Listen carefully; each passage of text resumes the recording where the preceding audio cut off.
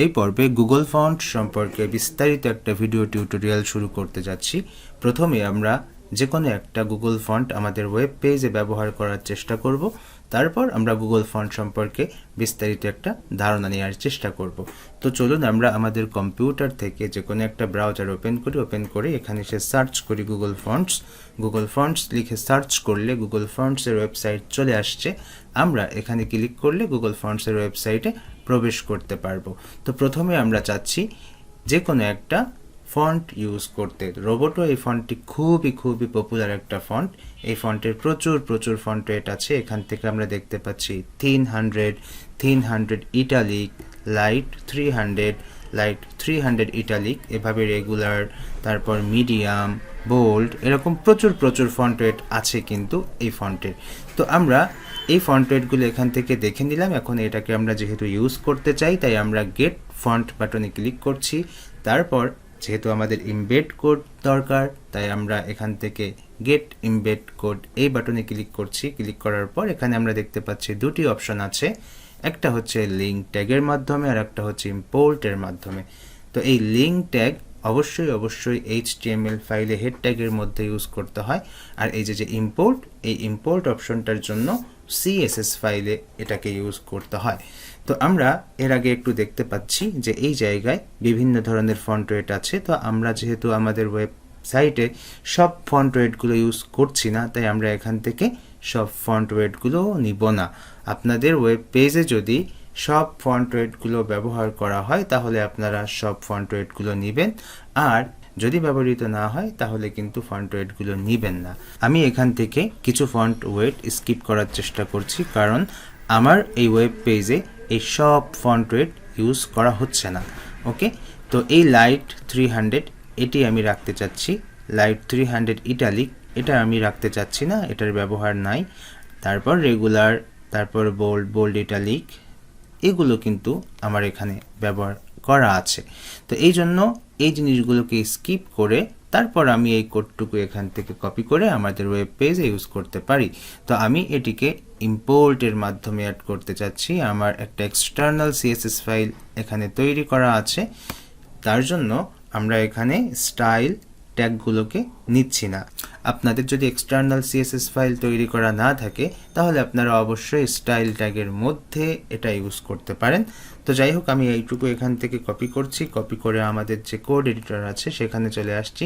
এই হচ্ছে আমাদের HTML মার্কআপ, এই হচ্ছে আমাদের CSS ফাইল। এখানে এসে প্রথমেই আমরা আমাদের এটিকে ইম্পোর্ট করে দেওয়ার চেষ্টা করব। Ctrl+V এর মাধ্যমে আমরা এটাকে পেস্ট করে দিচ্ছি, একটা সেমিকোলন দিয়ে Ctrl+S দিয়ে সেভ দিচ্ছি। সেভ দেওয়ার পর তারপর আমাদের ফন্ট ফ্যামিলিটা নিতে হবে। তো আমরা এখানে দেখতে পাচ্ছি ফন্ট ফ্যামিলি হচ্ছে রোবোটো। তো এটা আমরা এখান থেকে কপি করছি। কপি করার পর যে এলিমেন্টে আমরা এটা সেট করতে চাই সেই এলিমেন্টে আমরা এটা দিয়ে দিব। তো আমরা এখানে দেখতে পাচ্ছি স্লাইডার র্যাপার H1, এই জায়গাটায় আমরা এটাকে পেস্ট করে দিতে পারি কেমন দেখায় সেটা চেক করার জন্য। তারপর আমরা এটাকে Ctrl+S প্রেস করে সেভ দিচ্ছি। সেভ দেওয়ার পর ব্রাউজারে এসে আমরা যদি এখান থেকে রিলোড দিই তো দেখতে পাচ্ছি এই হচ্ছে আমাদের রোবোটো ফন্টটি এখানে সিলেক্ট হয়েছে। এরপর আমরা আরও একটা ফন্ট এখানে চেক করতে পারি। তো তার জন্য আমরা চলে যাচ্ছি আবার আমাদের গুগল ফন্টসের ওয়েবসাইটে। যাওয়ার পর এখানে যে ফন্টটা আমরা ইউজ করছি সেই ফন্টটা এবার আমরা এখান থেকে রিমুভ করতে চাই। রিমুভ করছি। রিমুভ করার পর আবার আমাদের এই ফন্টসের এখানে ক্লিক করে আমাদের ওয়েবসাইটটাকে একটু রিলোড দিচ্ছি। এবার আমি এখানে একটা ফন্টসের নাম লিখে সার্চ করছি। সার্চ করার পর দেখতে পাচ্ছি যে একটা ফন্ট এখানে চলে আসছে। এই ফন্টটা আমরা এবার ইউজ করতে চাই। তো এই ফন্টের আবার খুব বেশি ফন্ট ওয়েট নাই, তবুও আমরা এটা ইউজ করতে চাচ্ছি। তো গেট ফন্ট বাটনে ক্লিক করছি, তারপর গেট ইমবেড কোডের মাধ্যমে এখানে আমরা দেখতে পাচ্ছি যে মাত্র একটা ফন্ট ওয়েট আছে, তো আমরা এটাই নিতে চাচ্ছি। তো যেহেতু এটা আমরা CSS ফাইলের মাধ্যমে অ্যাড করতে চাচ্ছি, তাই ইম্পোর্টে ক্লিক করছি। তারপর স্টাইল ট্যাগ স্কিপ করে এই যে কোডটুকু আছে এই কোডটুকু আমরা এখান থেকে কপি করছি। কপি করার পর আবার আমরা আমাদের CSS ফাইলে চলে আসছি।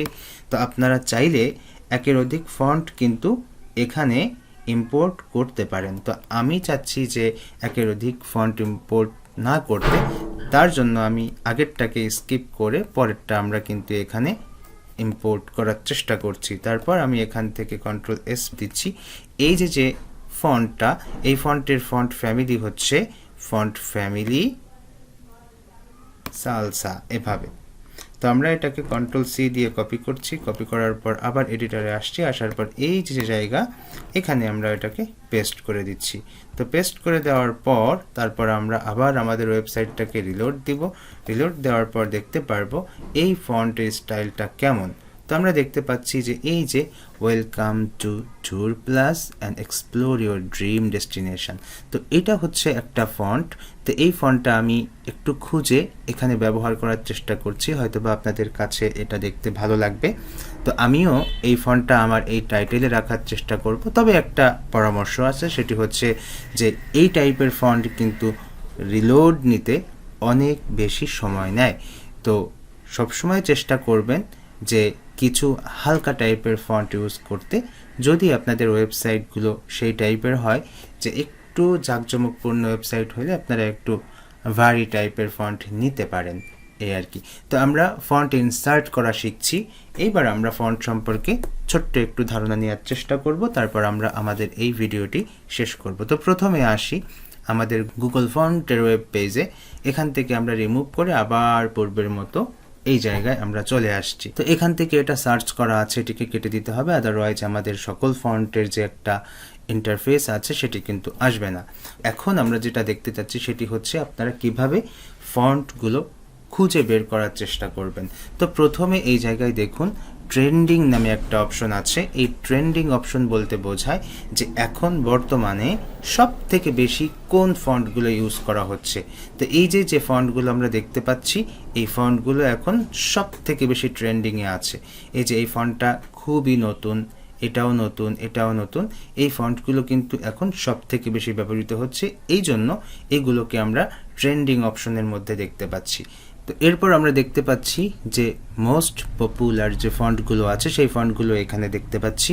তো রোবোটো খুবই পপুলার ফন্ট, ওপেন সেন্স, তারপর Montserrat, Poppins, Lato, Inter, Oswald, Noto sans, এই প্রত্যেকটা ফন্ট কিন্তু প্রচুর ওয়েব পেজে ব্যবহৃত হয়। এই যে র্যালিওয়ে, তারপর হচ্ছে প্লেফেয়ার ডিসপ্লে। তো আপনি যদি 20টি টেমপ্লেট ডিজাইন করে থাকেন তাহলে আপনি বুঝতে পারবেন যে এই ফন্টগুলো কি পরিমাণ ব্যবহৃত হয় ওয়েব পেজে। ওকে, তো এরপর আমরা অন্য একটা অপশন দেখতে পাচ্ছি, নিউয়েস্ট অপশন। তো এই গুগল ফন্টের এখানে যে ফন্টগুলো নতুন আসে সেই ফন্টগুলো কিন্তু এখান থেকে দেখতে পারবেন। তো দেখুন কত সুন্দর স্টাইলিশ ফন্ট এখানে কিন্তু চলে আসছে। তো আপনারা কিন্তু এগুলো ব্যবহার করতে পারেন আপনাদের ওয়েবসাইটে, কারণ Google font completely free fonts. এরপর আমরা দেখতে পাচ্ছি এখানে আছে হচ্ছে নেম। তো এই অপশনের মাধ্যমে আপনারা এ থেকে জেড পর্যন্ত অ্যালফাবেটিক্যালি সাজানো থাকবে ফন্টসগুলো। তো আপনারা চাইলে এ বি সি এভাবে আপনার ফন্টগুলো খুঁজে বের করতে পারবেন। তো এরপর আমরা এখানে দেখতে পাচ্ছি একটা ফিল্টার অপশন আছে। এই ফিল্টার অপশনের মাধ্যমে আমরা কিন্তু আমাদের ল্যাঙ্গুয়েজ সিলেক্ট করতে পারি, আমাদের যা দরকার তাই আমরা এখান থেকে স্পেসিফিকলি সিলেক্ট করে খুঁজে বের করতে পারি। তো মনে করুন এই মুহূর্তে আমার বাংলা ফন্ট প্রয়োজন, তো আমরা এখানে ক্লিক করছি, ক্লিক করার পর দেখতে পাচ্ছি এই যে বেঙ্গলি। তো আমরা এইখানে দেখতে পাচ্ছি যে বেঙ্গলি ফন্টগুলো কিন্তু এখানে চলে আসছে।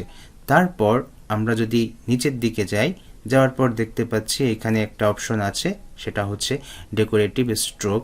তো এখান থেকে আমরা সেরিফ টাইপের ফন্টগুলো দেখতে পারি। তো আমি এখান থেকে বাংলাটা অফ করে দিচ্ছি, অল ল্যাঙ্গুয়েজ সিলেক্ট থাকা অবস্থায় তারপর এখান থেকে সেরিফ সিলেক্ট করছি। তো সেরিফ ফন্টগুলো সাধারণত কেমন হয় আপনারা দেখতে পাচ্ছেন, এই যে সব প্রান্তগুলো হচ্ছে একটু কার্ভ টাইপের থাকে। ওকে, তারপর আমরা এখান থেকে দেখতে পাচ্ছি হচ্ছে স্যান্স সেরিফ ফন্টগুলো ওই কার্ভগুলো কম থাকে। তারপর আমরা নিচে চলে যেতে পারি, নিচে যাওয়ার পর দেখতে পাচ্ছি ফন্টের কিছু ক্লাসিফিকেশন আছে। তো এখান থেকে আমরা যদি প্রথমে ডিসপ্লে টাইপের ফন্টগুলো এখানে সিলেক্ট করি তাহলে আমরা দেখতে পাচ্ছি, দেখুন এই যে আমরা এই টাইপের ফন্ট এখানে দেখতে পাচ্ছি। এই যে এখানে একটা ফন্ট আছে, এই ফন্টটাও কিন্তু দেখতে যথেষ্ট সুন্দর। ওকে, তো আপনারা এই টাইপের ফন্ট খুঁজে বের করে আপনারা কিন্তু টাইটেলে ইউজ করতে পারেন। এরপর আমরা দেখতে পাচ্ছি হ্যান্ড রাইটিং টাইপের কিছু ফন্ট। এখানে আমরা একটু স্ক্রল করে নিচের দিকে গেলে দেখতে পারবো যে হ্যান্ড রাইটিং টাইপের যত ফন্ট আছে সেই ফন্টগুলো কিন্তু এখানে আপনারা দেখতে পাচ্ছেন। ওকে, তো এরপর আমরা পরবর্তী একটা ফন্ট দেখতে পাচ্ছি, সেটা হচ্ছে মনোস্পেস। এই মনোস্পেস টাইপের ফন্টগুলো কিন্তু কোডিংয়ে ব্যবহৃত হয়। প্রচুর মনোস্পেস ফন্ট আছে এখানে, এগুলো কিন্তু ফ্রি, আপনারা এটা ইউজ করতে পারেন। ওকে, তো এরপর এখানে দেখতে পাচ্ছি নো টেক্সট ফন্ট। এটা একটা খুবই মজার একটা ব্যাপার। এই নো টেক্সট ফন্টের মাধ্যমে আপনারা কি করতে পারবেন, এই যে বারকোড টাইপের যে ব্যাপারগুলো আছে না, এই ব্যাপারগুলো কিন্তু এখান থেকে তৈরি করতে পারবেন। তো মনে করুন আমরা একটা বারকোড তৈরি করতে চাচ্ছি, তো সেই ক্ষেত্রে আমরা এখান থেকে একটা ফন্ট সিলেক্ট করছি, এটাই সিলেক্ট করলাম। সিলেক্ট করার পর এখান থেকে মনে করুন আমরা প্রিভিউ দেখতে চাচ্ছি, তো এখানে আমি টাইপ করছি মনে করুন প্রযুক্তি প্লাস। ওকে, এটা টাইপ করে এভাবে আমরা দেখতে পাচ্ছি যে এই টেক্সটটুকুর বিহাইন্ডে এই যে একটা নো টেক্সট যে একটা ইফেক্ট, সেটা কিন্তু আমরা এখান থেকে দেখতে পাচ্ছি। তো আপনারা এখানে এটি ইউজ করতে পারেন যদি কখনো আপনাদের এটি প্রয়োজন হয়। তো আমরা এক্সাম পেপারের যে প্রথমে কভার পেজ থাকে সেখানে কিন্তু আমরা এই টাইপের ব্যাপার স্যাপারগুলো দেখতে পাই। হ্যাঁ, তো ওকে, তো আমরা অনেক আলোচনা এখান থেকে করার চেষ্টা করছি, আপনারাও অনেক কিছু জানলেন। তো কিভাবে সুন্দর একটা গুগল ফন্ট আপনারা আপনাদের ওয়েব পেজে খুঁজে বের করে ইউজ করতে পারেন সেই পদ্ধতি কিন্তু আমি এখানে দেখানোর চেষ্টা করছি। তো আশা করি আপনারা বুঝতে পারছেন। তো আজকের ভিডিও এই পর্যন্তই। আগামী পর্বের আমন্ত্রণ জানিয়ে আজ এখানেই শেষ করছি। আল্লাহ হাফেজ।